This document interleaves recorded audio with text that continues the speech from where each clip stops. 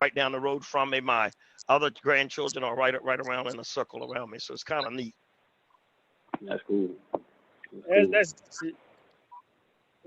All right, gentlemen, we got to start. 5, 4, 3, 2, 1. Good afternoon, and welcome to the special edition of the Facebook Zoom Live Showtime TV. I'm your host, Omar Showtime Rashada. Well, today is Father's Day, and I have some distinguished guests here. They're all great fathers, and they're going to talk about their experience and talk about being fathers. The topic of discussion is men of color talking about fatherhood. I have Apostle Ivory Hopkins, I have Sharif Green, Lord Santiago, and Fernando Feliciano. Gentlemen, good afternoon and welcome to today's program. Thank you. Thank you, bro. All right, let's start off with Apostle Ivory. We'll start off with Apostle Ivory. You can just introduce yourself. How many children do you have? And I want each one of you to ask the question, what does it mean to be a father? Let's start off with Apostle Ivory. Well, I'm a father of two, a strong young man and a daughter, and I'm also a grandfather of 5. And what it means to me is to be a strong father and a grandfather. I'm passing on a legacy. I sort of have a Joseph mentality from the Bible. I want to bless my next generation and deposit into their lives culture, ethics, history, and just overall knowledge of who they are as people, trying to just speak into their lives, man. And I've been really blessed that they've come to me. I've watched them grow. And I mean, it excites me being a father and a grandfather, guys. Right. All right, Sharif. Sharif Green. I'm a father of 2 daughters, 8 and 14. And to me, simply to protect, to provide, and to teach. Okay, Louis. So I'm Luis Santiago. I'm a father of 1, and there's 1 on the way. So so excited. Thank you. You know, what it means to be a father, for me, you can only answer the question if you through the experiences that you've had, right? And so I kind of lay that down because for me to be a father is simply to be engaged in my children's life, and just being present in their life. So for me, it's that simple. I think I agree with you, and also I agree on those other principles. But for me, it's more about just making sure I'm present, and to be there, intentionally, more important. All right, Fernando. Okay, my name is Fernando Feliciano. I'm a father of 3 adult children, 23, 22, and 19. And what fatherhood means to me is to leave an example, a positive example.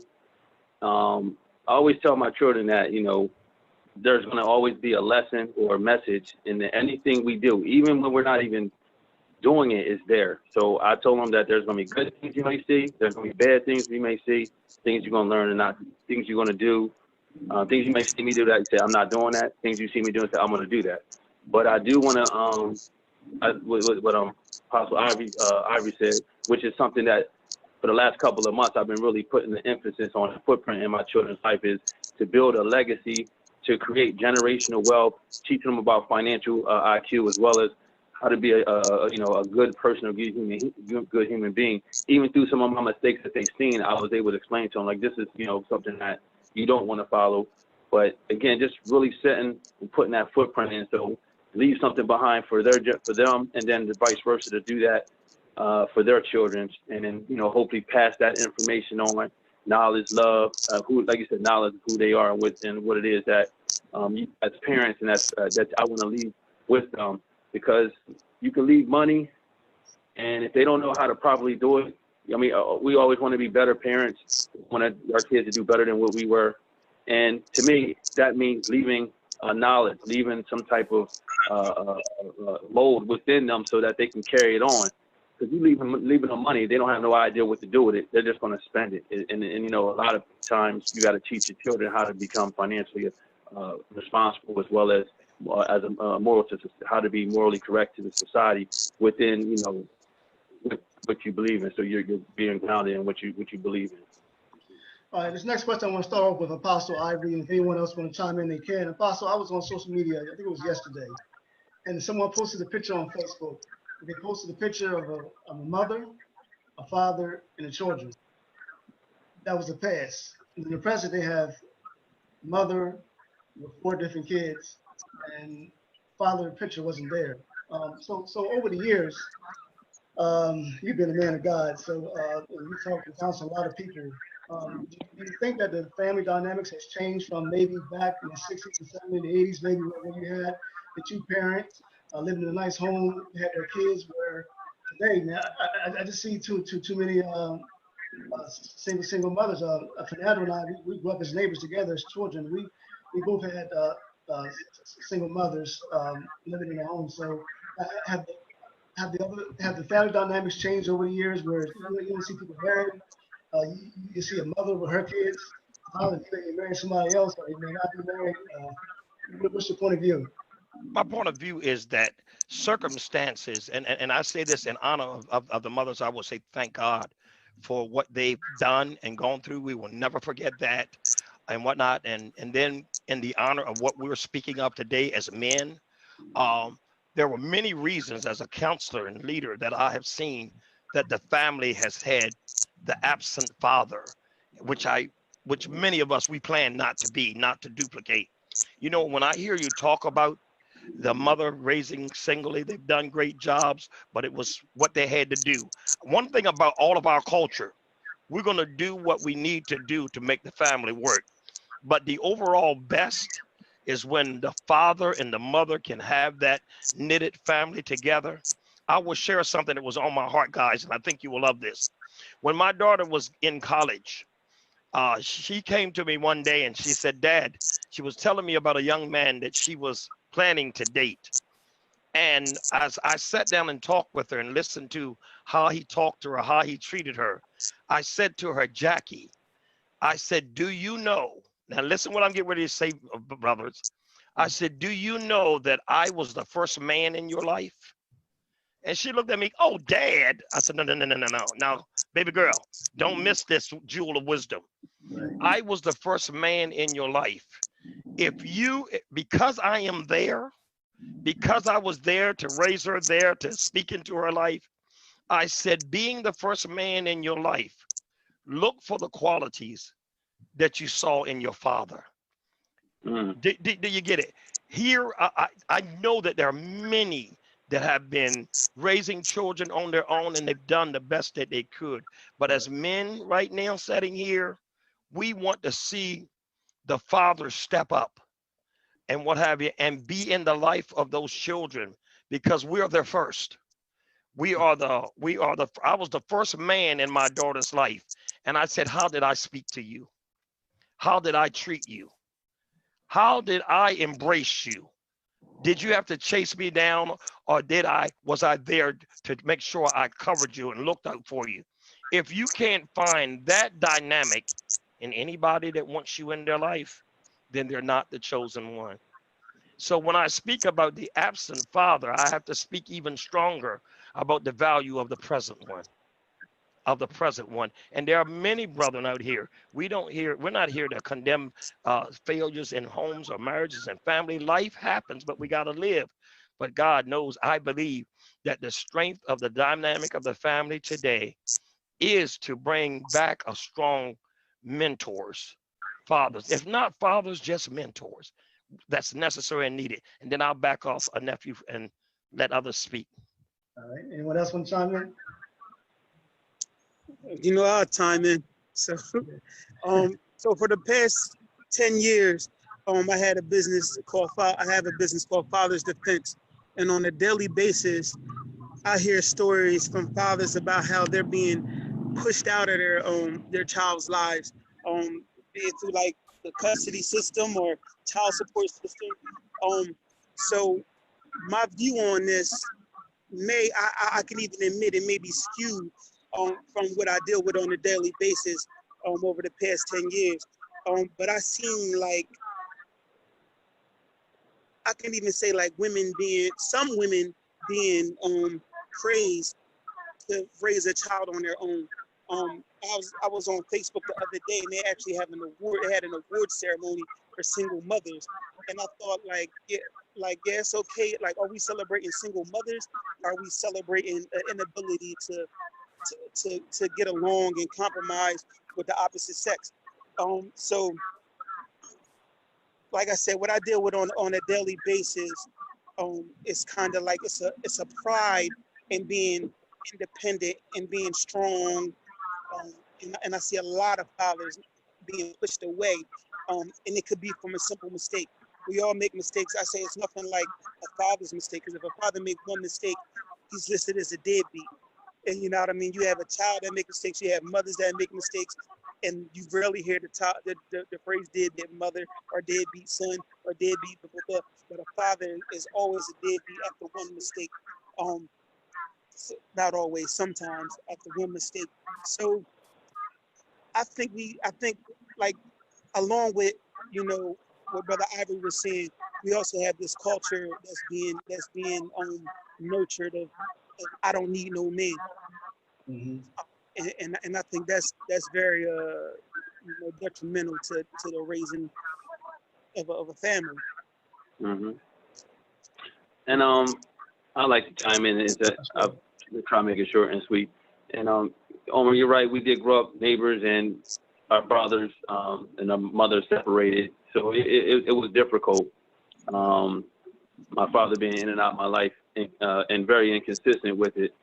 So I do understand the aspect of your mother raising you more so than your father.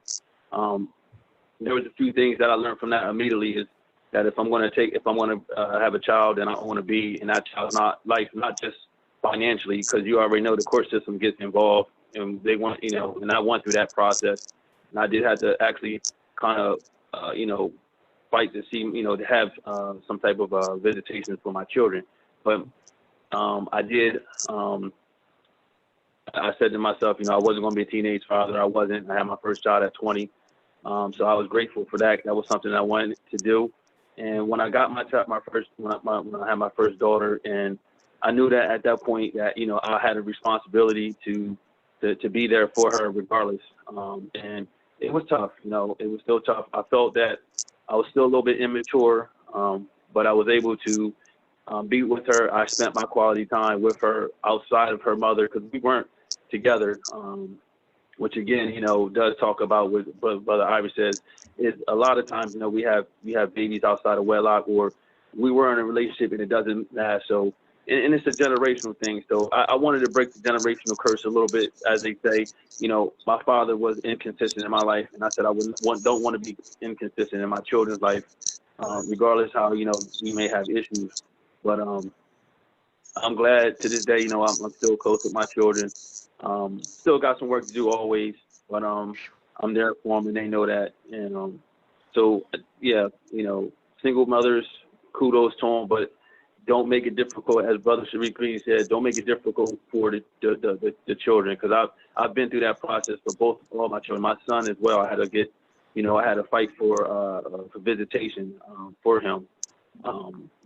So I was able to get it, but now so don't make it hard for the brothers. Right. Yeah, and I'll just round it out. Is I will speak from the experience of being raised by a single mom.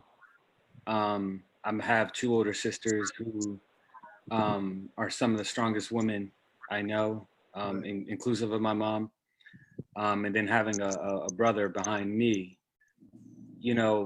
When you talk about the family dynamic changing, it's absolutely shifted.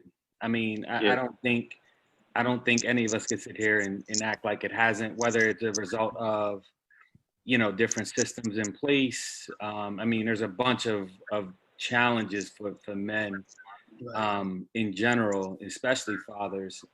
And I think that being held to a higher standard is not a bad thing. I'm not saying it's whether people feel like it's fair or just whatever case. I do feel, though, as men, I hold men to a very high standard.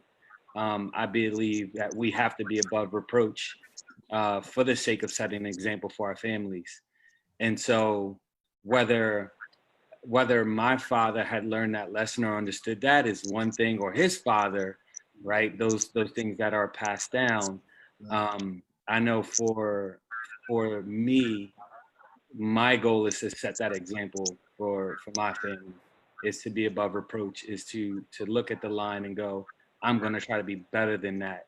And that's all we can do, because the family dynamic has absolutely changed with more women now in the workforce. Those trends aren't going any other direction. You know, the family dynamic of what a father would typically do has absolutely evolved. And you know, we just have to try to be the best we can be individually within our households. Right. Now, Sharif, going back to your organization, I've interviewed you before in the studio. And I know you work with pretty much, I assume, single fathers. When you work with them, when you go to court with them, is it always the case? I mean, how often do you see cases where the father is granted the children and the mother is the one paying child support? Because I know in most cases, I don't see the father be granted the children. I mean, he may get visitation rights at best, but in terms of having full custody or with the mother with the children, I don't really see that too often. Do you work with cases where the father is actually giving custody, or you work with cases where the father is just struggling just to see his or her child? So what's your question? Am I seeing cases where fathers are getting full custody? Yeah. Oh yeah, definitely. So what's a two-part question? Are fathers getting full custody? That's A, and then B, are there cases where your fathers are fighting just to get visitation rights? Right. So yeah. So now, the court system is actually shifting a little bit as to where judges are at least given shared custody a lot more easily. And I do have a lot of fathers actually that have full custody of their children due to some of the mothers being proven unfit or unable to properly care for the child at like maybe a certain particular time. So the tide is balancing out a bit, I can say. But still, it's an overwhelming, like, when you involved in the court system, you have to prove that you can be a father. Like, it's like everything is given to a mother and you start at zero, trying to prove that you can be a proper father to this child. Now, you could have been in this child's life for 10 years and then something happened between you and the mom, a divorce, or y'all break up or whatever. And now it's like you're starting from zero to prove that you're able to be in this child's life. And the system is set up very wickedly. Like, if a woman put a PFA on against you, it can halt things. I done dealt with fathers that had like horrible abuse charges or sexual child molestation charges that have been completely false, and there's no repercussion for a false allegation. It just doesn't stop, and it's hurtful to see fathers go through that a lot in the process to clear your name, just to be able to see your child for 2 weekends out the month. And I say to judges all the time, like, if I was to do my job for 4 days out the month, I wouldn't be proficient at any job that you gave me to do. So how you expect a father to be a father and raise his child properly when you're only granting him 2 weekends a month? So, but yeah, the struggle still continues. Yet I do see the tide changing a little bit. Sharif. Okay, go ahead. Yes, sir. Yes, Sharif, I want to say this. It couldn't be a better day to hear your voice of the silent fathers, of the ones that are not going to get that Happy Father's Day nod, and they deserve it, but it's been stolen from them. Now, you know exactly what I'm saying. That's why, listening at you, I thank God that you are in this quorum, giving this voice that you know. Because as a counselor and a minister, I have seen vendettas that were incredible. I've seen where I've actually sat and said that child deserves to see their father. If you withhold that father, you withhold a part of that child's being. I might say this, and I'm not trying to get super religious, but that is my core. But I will say this. I'll never forget when Jesus was baptized in the Jordan. They said the heavens opened and the Spirit descended like a dove. And God the Father said these words, "This is my beloved son, in whom I am well pleased." When he said that to him, he gave him identity. He gave him a core sense of value, origin. Every child needs to have that. And I don't believe a divorce or a broken relationship, the child should be penalized by the father being etched out. So I thank you, Sharif, for your voice here this evening. Thank I you. just want to commend you on that, my man. Thank Right. And then we talked about, for one reason or another, the father not being there, whether it be by choice or mother getting mad at him, not letting him see his children one way or the other. Pastor, I want to start off with you. Fresh Prince of Bel-Air, one of the most touching programs I saw was Will Smith, and his father was played by Ben Vereen. And him and his father were supposed to go out, spend time together, and Ben Vereen didn't keep his promise, and he pretty much left, turned his back on Will. Will was emotionally upset. Tupac Shakur in this song, Dear Mama, said, my father was gone. He talked about he couldn't shed a tear for his father because his father wasn't there. What effect does it really have on a child, son or daughter, when the father's not there? It's especially the daughter, because you mentioned that she's the first man, if the father's the first man that she comes in contact with. What are your thoughts? From what I found in my years of counseling, I have seen the dynamic that the absence of a father, or the absence of a promise,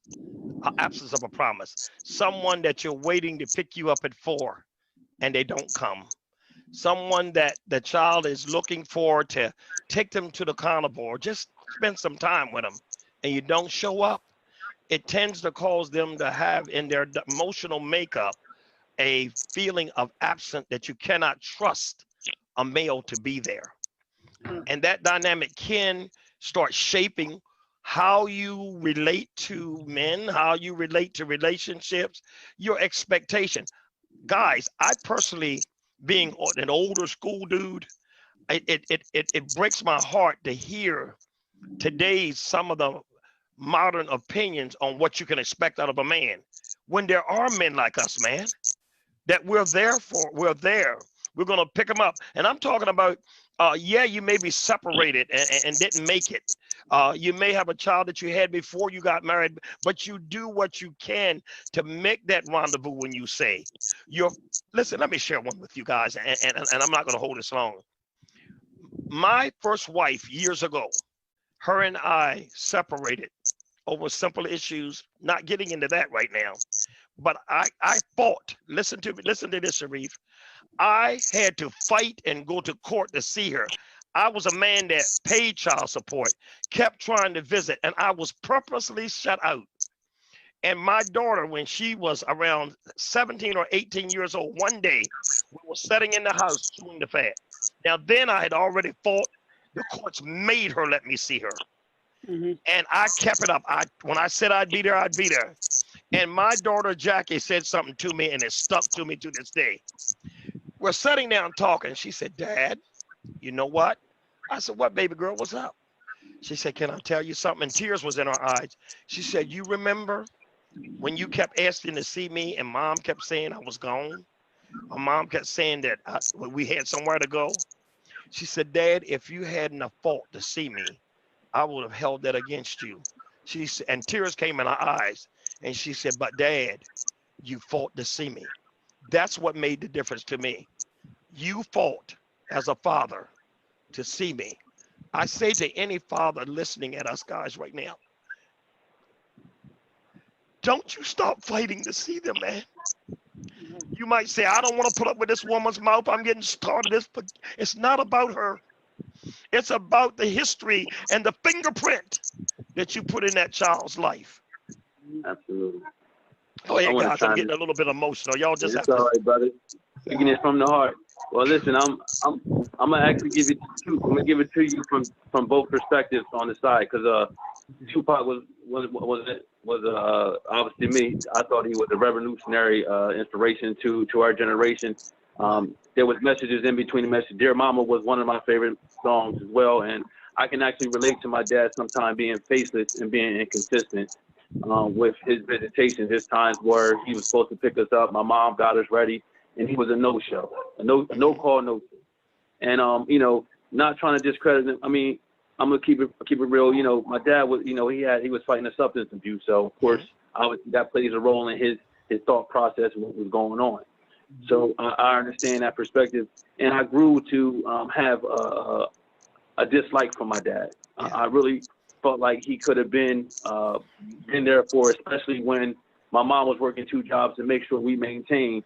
And Omar, you know some of that, but at the same time, you know, he could have been there for me. So I kind of took those, again, as I mentioned, like I tell my children to this day, there's always lessons when we're together, and things you may see or hear, you know, it grew. So I learned the lesson to say, if I, you know, when I have children, that's something that I'm going to make sure that I'm there in their lives. So now I'm giving you that backstory. Now here's my situation, and because this kind of ties into what Brother Sharif was talking about, as well as you, Apostle Ivory. I actually had to fight for my children. So I want to say this again to you brothers that are out there: don't give up, because again, what happens is the system makes it hard for us.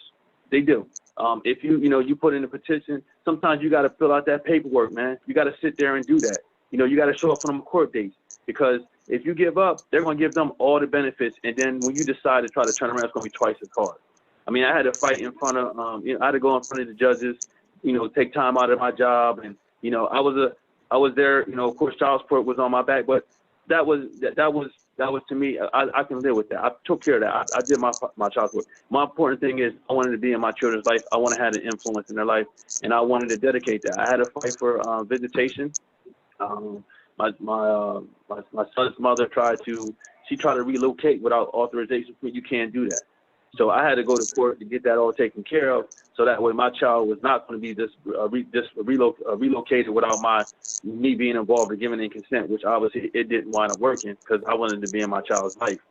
But yeah, I mean, I had to fight, you know, and they don't make it easy for us. I'm glad to hear, based on what you said, Sharif, I'm glad to hear that they are making it a little bit easier for the brothers. But yeah, man, I had to really fight and prove to them that, listen, I'm here. That's my child. I'm here. And I made sure that the courts understood that. And yeah, even though I felt like I could have, you know, I was a little immature even at 20, because I didn't have my father in my life to really give me that you know, that strong, stern talking. My mom held it down for me too. But at the same time, I really felt that if I didn't do that, yeah, I think that things would have been different with my children. We had our ups and downs as well, but they, you know, I never talked bad about their moms, but yeah, they put me through some things. And like I said, you know, it made me the man I am, and it made me the father as well, to realize that I'm here now, and I don't have to worry about it now. They're grown.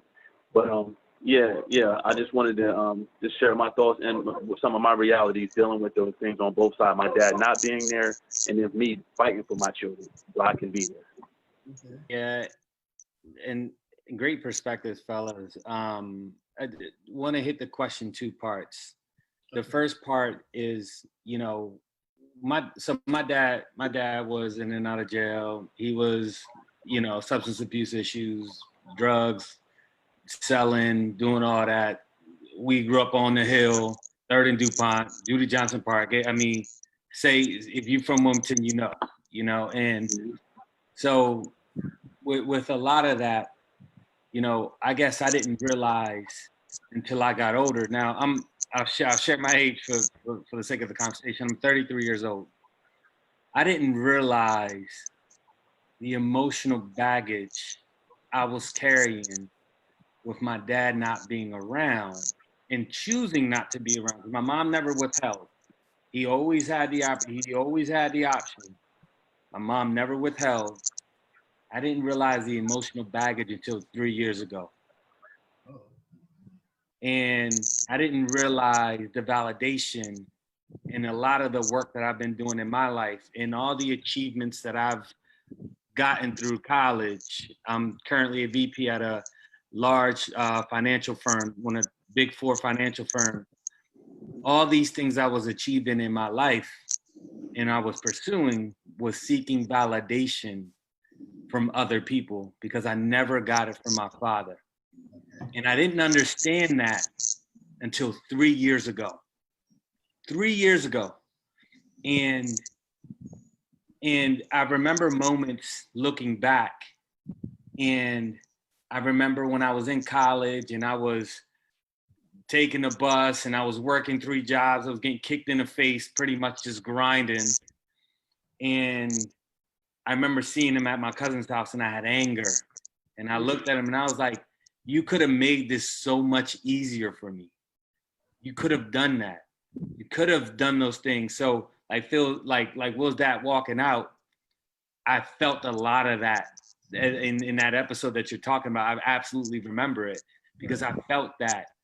And I went through those emotions and I looked at my sisters and how my sisters had to work hard, how they pretty much gave up their childhood. And one felt a lot of entitlement because she gave up a lot. The other one didn't really know what to look for in a man because she didn't have an example. So all these things and all this baggage, and I think the fingerprint analogy is perfect for that. It struggled, and I even struggled in corporate America and coming up to figure out who I was and what did I stand for.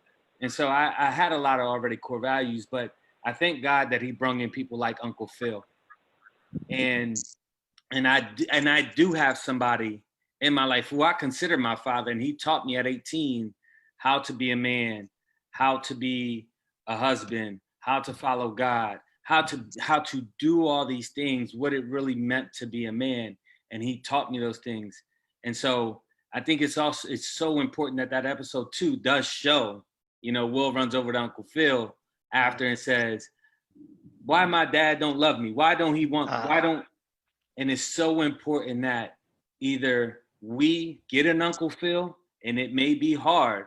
Yes. And a lot of people who grew up in my situation say, I don't know how you let this man, Jerome Stanley, I don't know how you allowed him to teach you and to mold you. It was hard. Right. But we talk, and he is my dad. I call him that all the time. He is my father. And so it's important that, one, you recognize those emotions and those things that you may be carrying in that baggage. And then that's what happens when you don't get that validation for your father. And then the second piece is, it's absolutely okay to have an Uncle Phil. And if you can be that vulnerable to open yourself up to allow somebody to teach you and to mold you, and for us to be there for those, to be Uncle Phil's, right. I mean, I think it's one of the greatest gifts you can give. Hey, Sharif. Yeah, I saw. You know what's funny is that I'm related to him. I'm related to Will Smith's dad. Awesome. Amazing. So he had a birthday party. This was probably like 11 years ago. He had a birthday when Will Smith had that movie called 7 Pounds or something come out. Okay. Well, he had a birthday party and people were getting up and like presenting cards or something to him, and like somebody got up and their presentation was like, the title of Will Smith movies was in the presentation, and he had the look of guilt on his face was so heavy. Like he was trying to smile, but he really couldn't enjoy it. You know what I mean? And the person thought that they were being funny and stuff, but he knew that he wasn't really there for Will Smith like he should have been. You know what I mean? And the guilt in his face was just so like. Omar. It was crazy. I want to share something. Omar, I don't know whether you know this or not, but I wrote a book called The Hurt Man. And one of the chapters is called Mentors, the Missing Link. Okay. And in it, I share about how Shaq, after he had achieved the place of notoriety, how his skill and his ability brought him to the forefront, his father was not able to celebrate it. But he did give honor to the link that took the place. I think it was his stepfather. Many times the missing link, the absent father, or the uninvolved father leaves a doorway, and thank God for his grace that he allows others to come up and be mentors, come up and be fathers. I mean, it's not like you can even ask. They just become. Yep. And when you link with that person, as an old school, I'm 64 years old. When you link with that person that can speak that father's blessing, that can give you affirmation, sometimes just to hear your head and heart, because you got the abilities and skills, because God put it in you from the word go. When you were formed in your mother's belly, Sharif, he already had you already lined up for everything you would advocate, do, and bring in the earth. But that validation and mentor, many times mentors that are missing links have to be replaced by those who will come in and be that Uncle Phil, be that one to speak into your life. This past Tuesday, I interviewed, the topic of the program was mothers who fear for their sons. And I talked to each mother. I asked each mother to talk about the special bond it is between mother and son, because we have a bond between mother and son, and that's real special. So all four of you gentlemen, you all have daughters.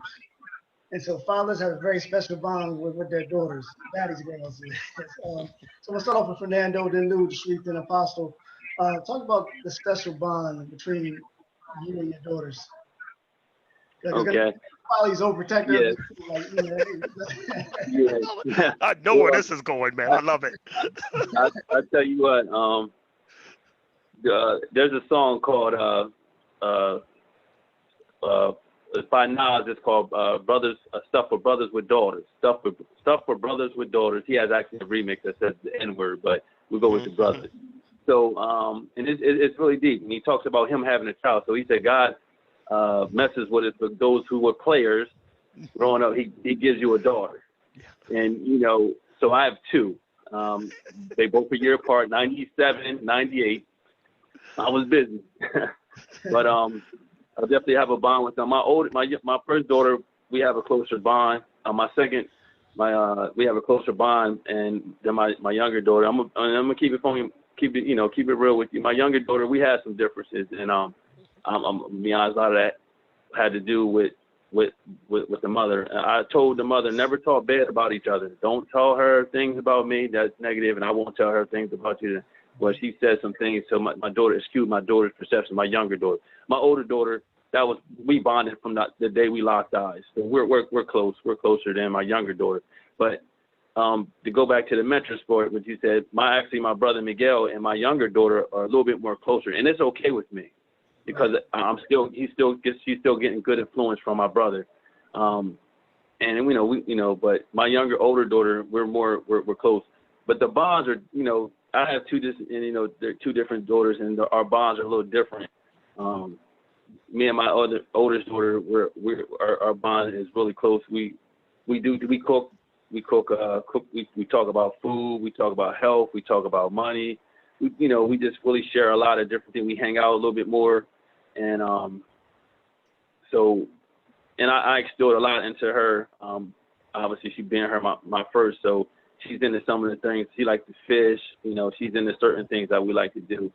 But I definitely instill a lot in her. And then my younger daughter, she has more of her mother's influence as far as like the things that she likes to do. But they got some influence. They do eat healthy because I'm a plant-based. They actually are plant-based as well. So we don't. So I don't. And the thing is, the influence was there by example. I didn't say, why are you eating this or stop eating meat. They saw the improvements in me. They saw how it was helping me out, and then they decided to take that example. Like I said, they decided to do. I'm working on my son, but I'm not influencing him. I mean, I'm just gonna let it show by example, not say that he can't eat it, but he's coming along. But my daughters, my first, again, I love being with them. I love sitting down and talking with them. We talked about the boyfriend. I had conversations about that. Because I do want some grandchildren, but I told him, I said, listen, that's on your time, but I do want some grannies, but I'm not rushing it, but they have a different, it's different growing now than when they were younger. So it's different having adult children. So I learned to adjust in it, let them live their life. But when they need me, when they ask me questions, I take a deep breath and I try to give them the best advice as possible, and let them make a decision from there. So, but our bonds are really good. Awesome. I'm happy for it. I'm grateful for my daughters and my son. All right, Sharif. Yeah, you got two daughters as well, right? Yeah. I think you're on mute, Sharif. Oh, come on. Okay, couldn't hear you. Okay, yeah, okay. Yeah. You got take the audio. Yeah, we're not hearing you, Sharif.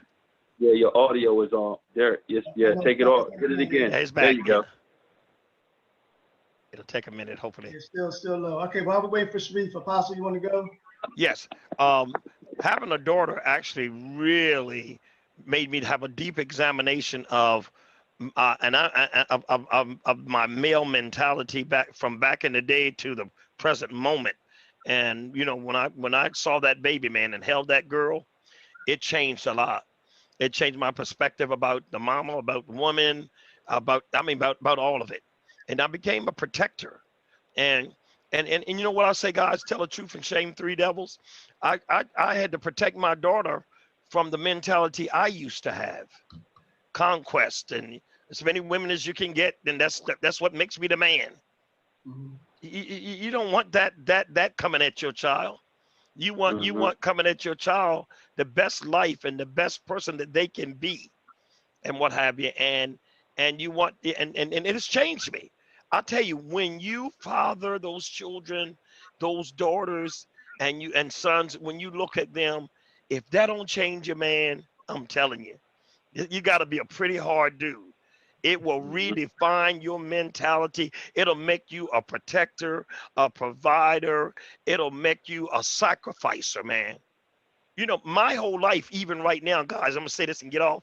Even as a father, now my son is like 43, my daughter's like 41, and what have you, and they still talk to me. My son today came down, you know, he had to lay some things on me. Pop, I want to just love on you, bless you.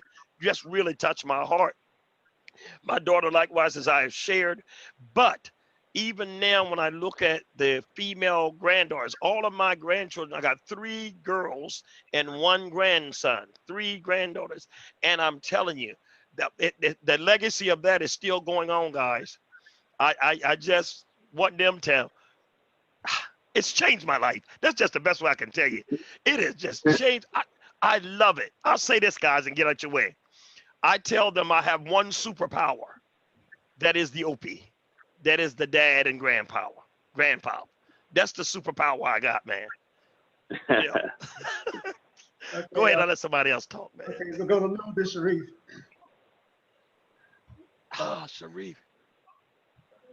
Oh, yeah, Sharif, Can't hear you. still can't hear Sharif.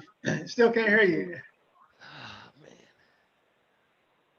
Okay, while Sharif is still getting things together, you want to go ahead, Lou? So, It's a bond with you and your daughter. it's interesting. So I don't have a daughter. Awesome. Right now? However, I have one Okay. son.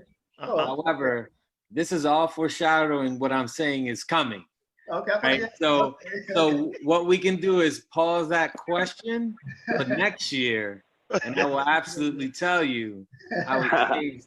I can only imagine at this point. I think there's a couple of critical points that I know as a man has I think there's feelings you don't know you have until things happen. I think the first one is when you get married. The second one is when you have your first child. And then in this case, I had a boy, and I'm going to keep saying I'm speaking to because I'm having a little girl. And then obviously when someone passes, you know, so I can only imagine that there's going to be some new feelings and new emotions that I've never felt before. Amazing. I didn't know I have or had. And so I can imagine that's what it's going to be, but we'll pause that question for next year. Awesome. All right. All right. Good luck with that, Lou. That's what I keep hearing. If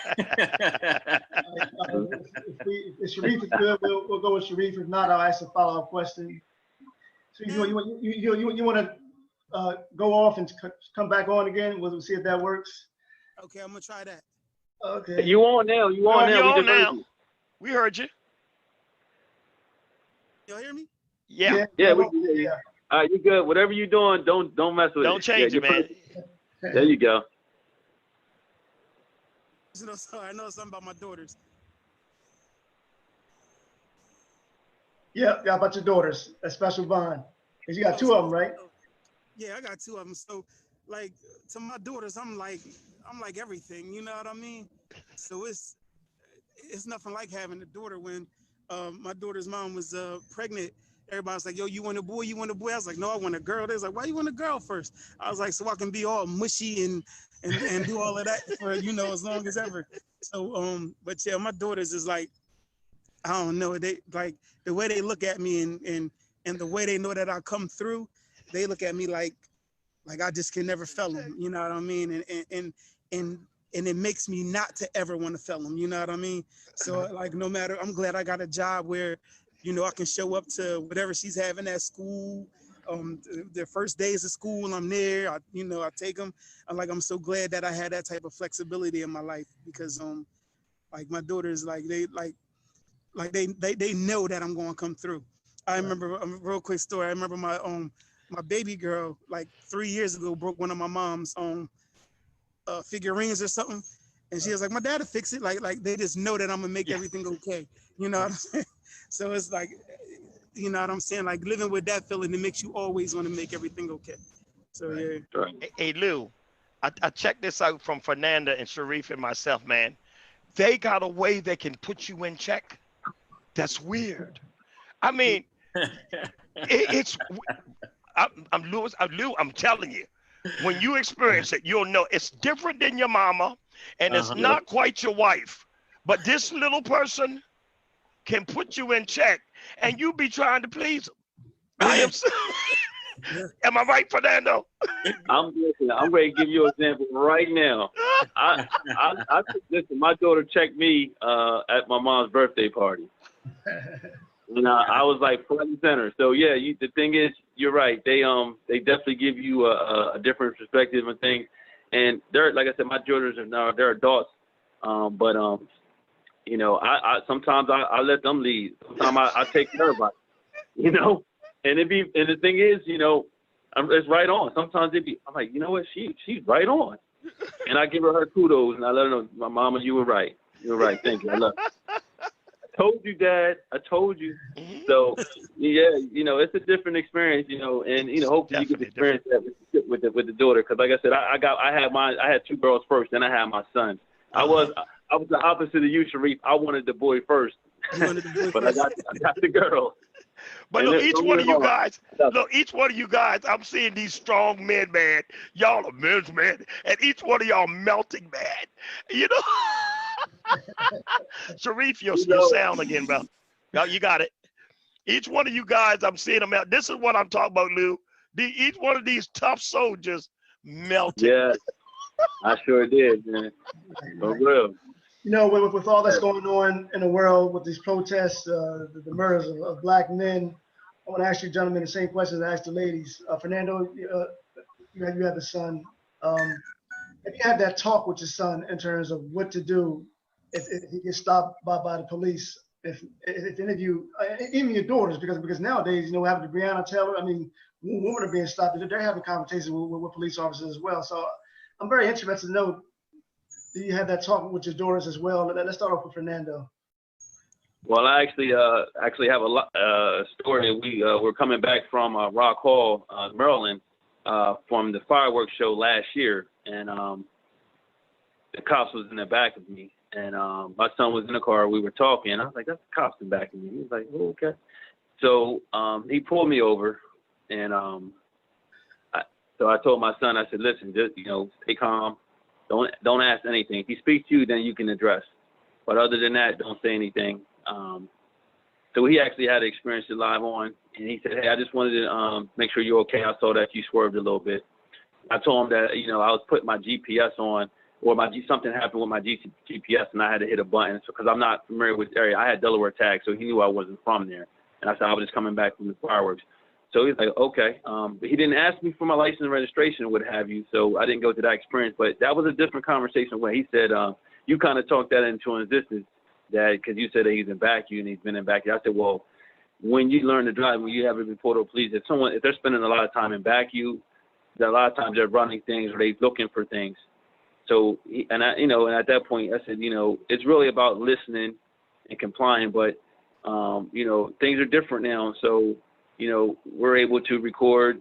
We talked about that as well. I said, listen, if you feel like you want to record, you can. You know, if I felt like you wanted to record, I could have pulled my phone on and let them know that I was recording it.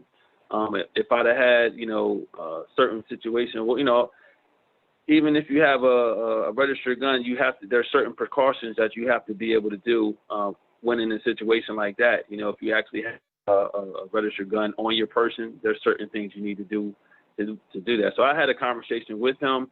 Obviously, with everything being heightened with the serious situation with the protests and what happened to George Floyd, those things are being addressed and talked to about.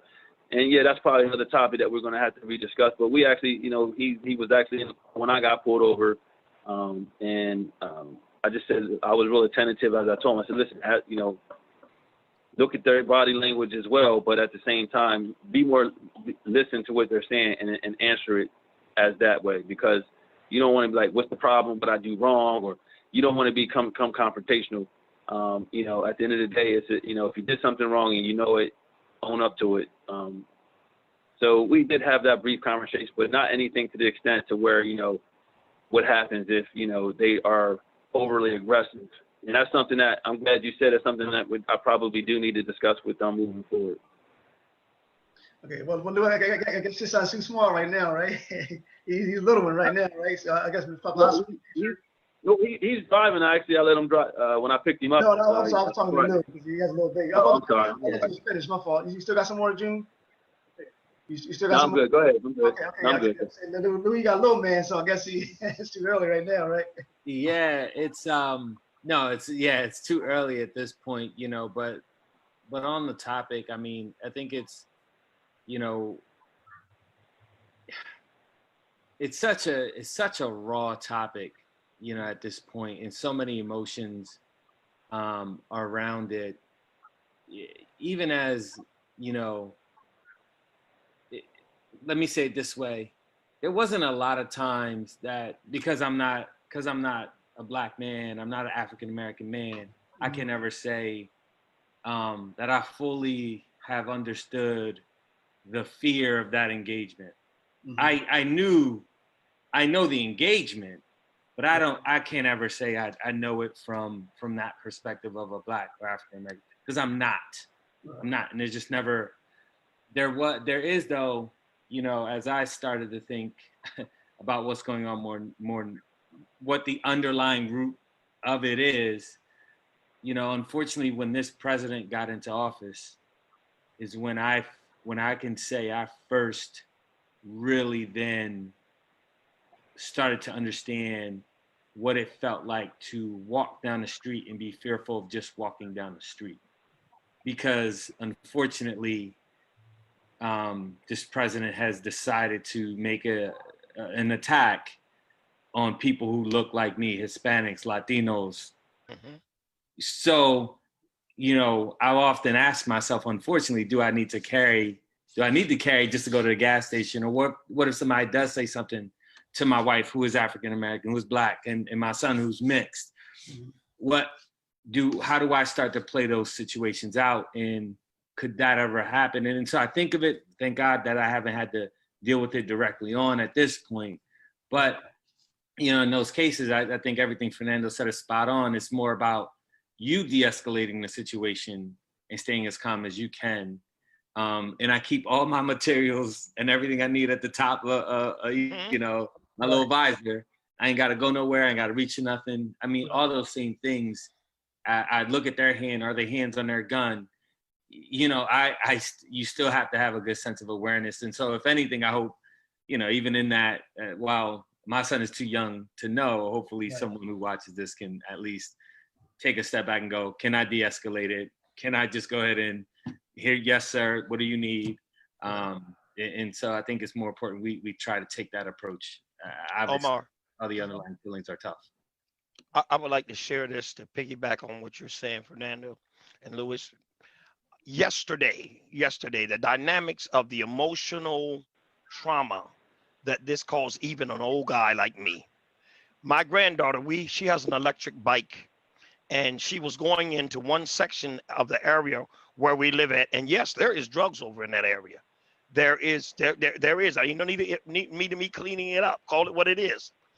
But after she had left, about 10 minutes after she had left, past my house, heading towards that area, 3 cop cars, ambulance, and what have you. I mean, it was just pure. It was on, man.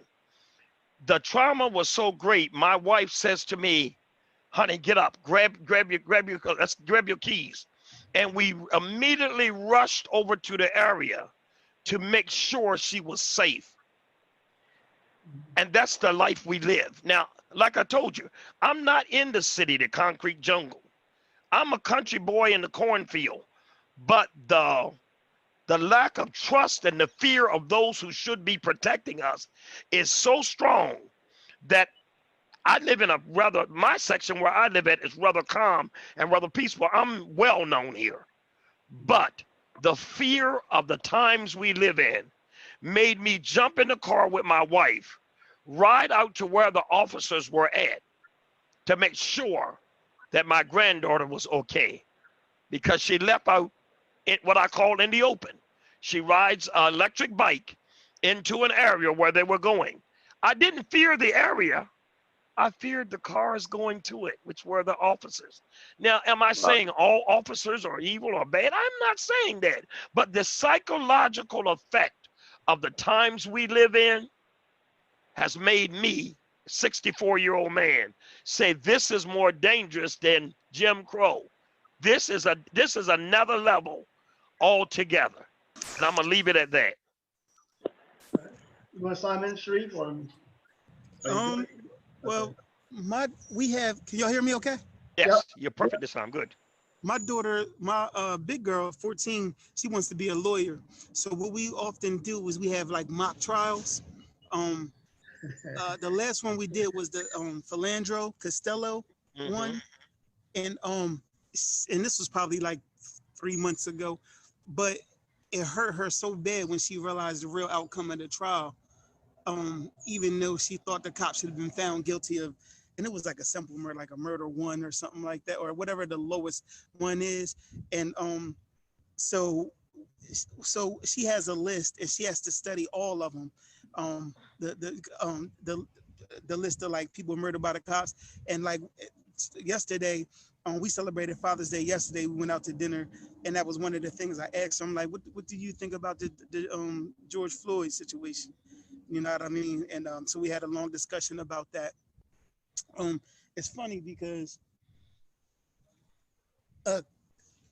I'm out here and a cop just pulled up behind me, and I'm just sitting on the ground chilling. But I had a fear, like, make sure your hands are sewn. You know what I mean? If he come walking around here, I thought he was parked back here. He must have just hit the circle and left. But like, it's an automatic fear.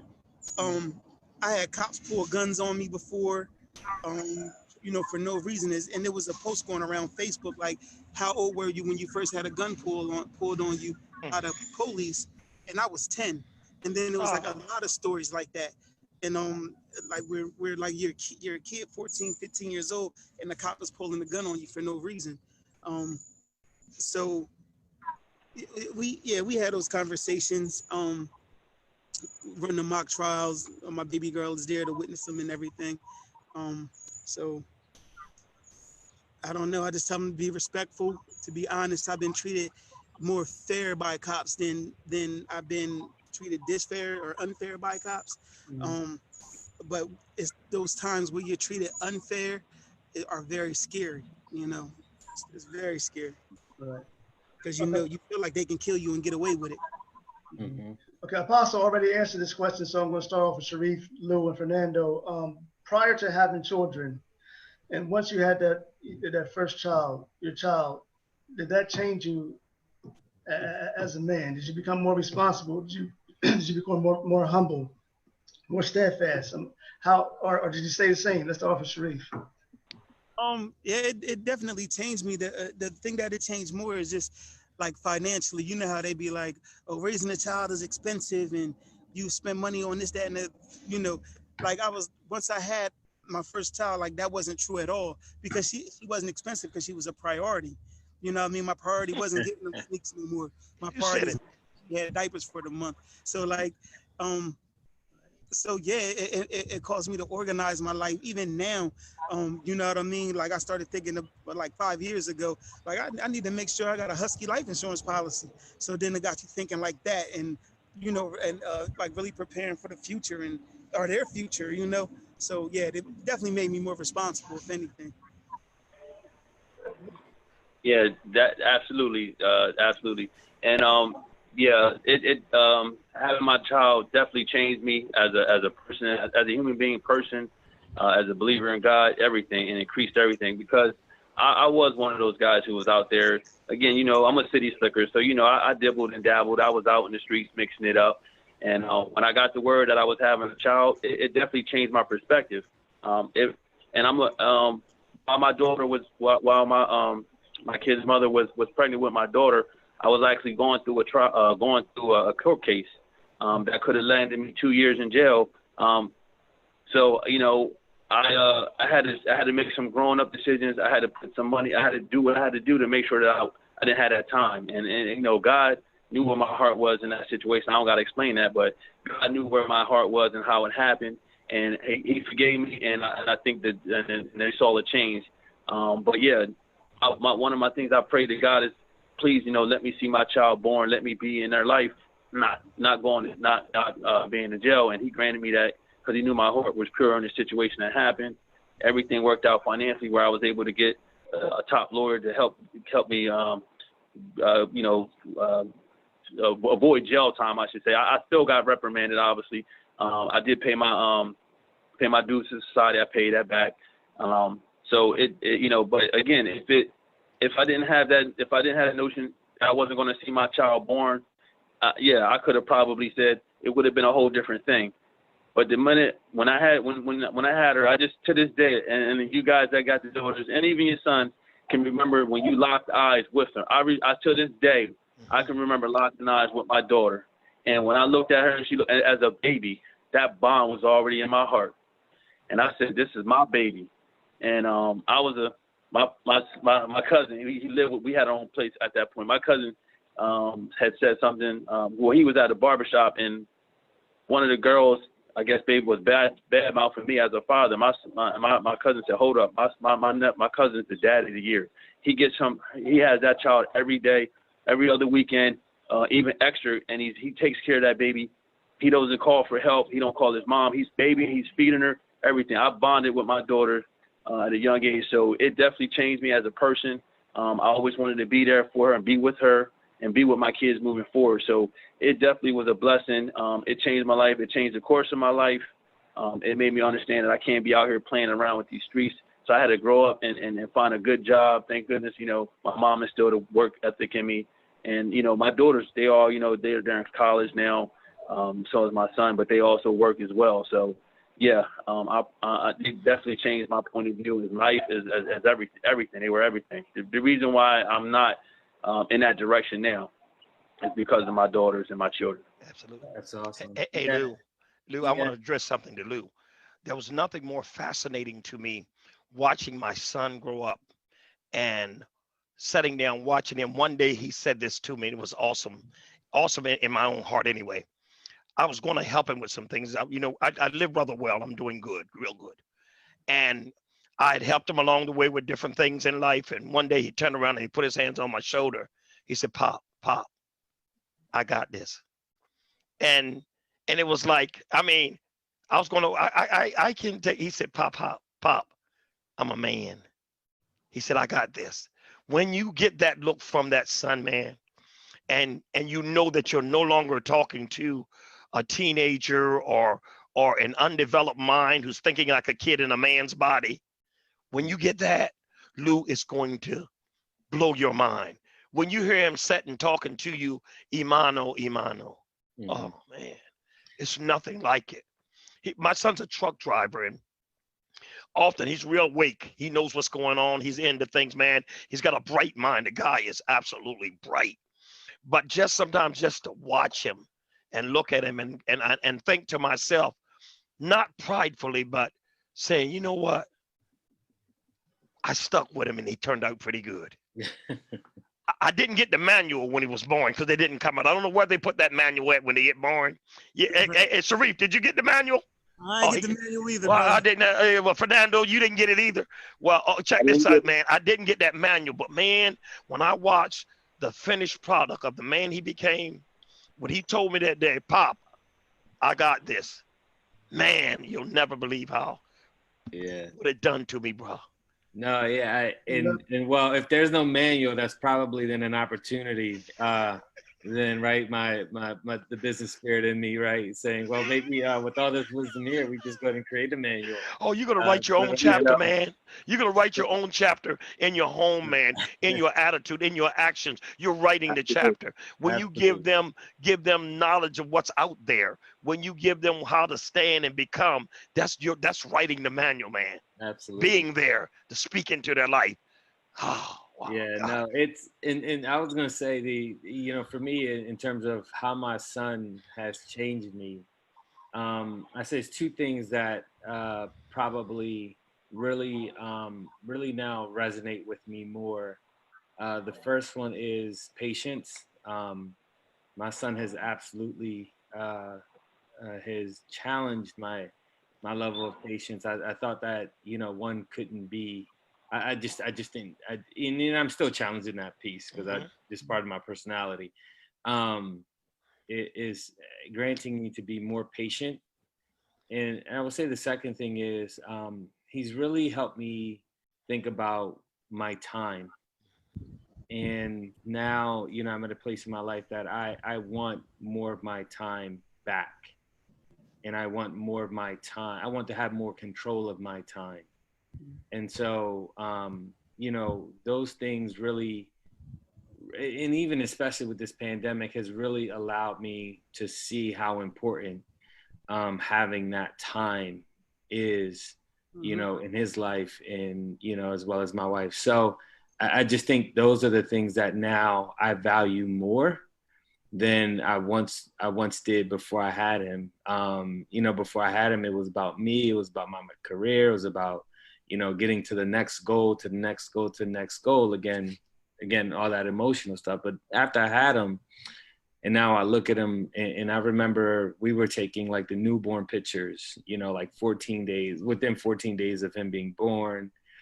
And I held him, and I held him, and I just held him like this. And I couldn't, my wife and I still laugh about it because I couldn't even take the picture because I just kept crying. I just kept crying like, God, you've allowed this to happen. Like, why am I so deserving of this? And so, I think those are the things that, as I look at for me of what's really changed. Your priorities absolutely will shift, and they're going to be different for everybody because we're all at different places. But for me, it was, learning the patience and really having patience and trying to practice patience, and then just wanting to have more of my time back so that I can reinvest that into him and with him and being more with him during this time. I mean, But just period. well, talking about time, Fernando, you referred to some of the songs of your culture, of your age group. I never will forget. It was a song called "Cats in the Cradle" by Harry Chapin. And in this song, man, if you ever get the chance to live it, "A Cats in the Cradle" by Harry Chapin, the father tells the son that I'm busy right now and I'll get back with you. And when I do, we're going to have a good time then, son. We're really going to have a good time then. Later on in those lyrics, the son grows up to be a man just like his father. And the father now is old and slowed down. Now he wants time with the son. And the son says, I've got bills to pay and things to do, but I'll be getting back to you. And we'll really have a good time then, Dad. We're really going to have a good time then. Take the time now so that they will take the time then. What we Absolutely. deposit in them now is prophetically speaking into the future of then and next. It's valuable, fathers. Super valuable, guys. Now I'm gonna shut up, nephew, and let y'all go on, man. Okay, so we got a couple minutes remaining. I'm gonna give everybody 2 minutes each to say any closing words. If you've been involved in the organization, got any events, any words of encouragement, anything you want to do. Let's start off with Lou, Sharif, and then Fernando. So let's start off with Lewis first. Yeah, I mean, Omar, first, I think it's important to just thank you for just extending the invite. A couple years ago, you had reached out to me. You said, hey, I want to do this. And I was like, hey, I can't right now. But I appreciate you reaching out again and willingness to pull up and have a conversation with 4 other wonderful men we're all trying to, to make the next generation better. So I just really, with gratitude, appreciate the opportunity, on my end, and just continue to thank you. So that's really all I have. Okay. All right, Sharif. Man, it's been like 20 years, man. And I really do appreciate your platform, and you let me be a part of your platform, whether we on TV or we doing this right here. Call me. I always come through. If you need anything, make sure you holler at me. And thanks for this. Even this is giving us a voice. And I just want you to know I really appreciate you. Sharif Green, Father's Defense, 215-253-9580. All right. All right, Fernando. All right. Again, I just want to express my gratitude as well. Thanks for having me on the show. Omar, we go back like, Jackson Cornflakes. We old school. Grew up together and lived next door. So we saw a lot of our, a lot of what was going on in our families and what have you. I'm again grateful. Just you guys, this is Father's Day, and even though I guess the nation recognizes, to me, Father's Day should be every day. You should always, as a father, should be reaching out to your children. Don't wait for them to reach out to you. A lot of times you have parents who just say, "Well, I don't hear from them. They should hear from me." Sometimes you just got to reach out and just to check up on them and see how they're doing. Set the example so that they can give it back to you. As Apostle Ivory said, sometimes whatever you instill in them is going to come back to you. So I was talking to my daughter. Of course, she called me this morning. Happy Father's Day. We actually had a good conversation. And I'm like, hey, I want to start, I know you guys got your lives too, but we need to have some, just us three, I was, my two daughters and my son and myself, let's go out and do some things. Regardless of this pandemic, it could be something as simple as just going fishing or something. So we putting those things in motion as well. And just having conversations like that. Make sure you have conversations with your children about things that's going to better them, that could and also use you as an example. Well, I tried this, and, see how it works for me, maybe something you can look into, but always try to be an inspiration. Show them, things that you're doing that's positive in your life, share it with them as well. They may take it, they may not, but they'll understand that this is stuff that you're presenting to them. And then, of course, listen. I learned to learn to be a better listener than I am a talker with my children. At first, I was more of a talker, but I said, I started listening to them and understanding. Because when you hear this, say, well, Dad, you don't understand this, or you're not understanding me, then you got to be like, I have to back up and just listen, really get where she's coming from, and then try to, offer the advice that she's wanting. Or sometimes you just need to listen, or ask them, what you're about to ask me, do you just want me to listen? Do you want me to comment? Do you want me to offer you a solution? Let them tell you what it is, and then be that whatever it is for them. It's times when my daughter just was upset about a situation, and she needed to vent. I said, I'll listen. I won't give no opinion. Just talk to it. Say it. Tell me what it is. So, and making the transition. Now I'll say this, now I'm going. So, fathers, when you have children, of course, you raise your children from kids to teenagers to adults. You have to change with the times. You can't try to father your adult child your child who's an adult as they were a teenager or younger. I tried that and I failed miserably, but I learned through trial and error with that, understanding that now they're adult children and I have to give them their space, let them make some decisions on their own. And, do that actually as a teenager as well. When they're teenagers, sometimes they have to make some advice, but we, make sure you get those talks in too. But, boys, even girls now, you got girls talking to girls. So I gave them all different type of birds and bees with the bees. I gave them all that. Because, they're coming from all angles now. Even my son, listen, you got guys that might try to come up to you like a girl. So, you just have to have these conversations. And nothing's wrong with it, but you got to be able to, ask them certain things. But at the same time, let them grow into themselves. So that's my advice for you guys. And again, appreciate you having me on, Omar. Last but not least, Apostle, it's all you, man.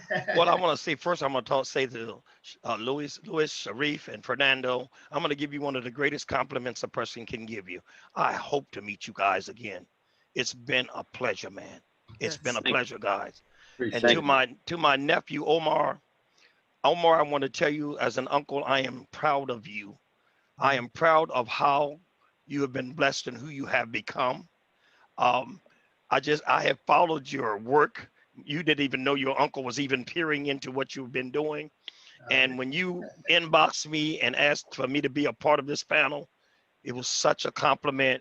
You keep doing what you're doing, man. I'm proud of you. That's what I want to just say. I'm going to close with that.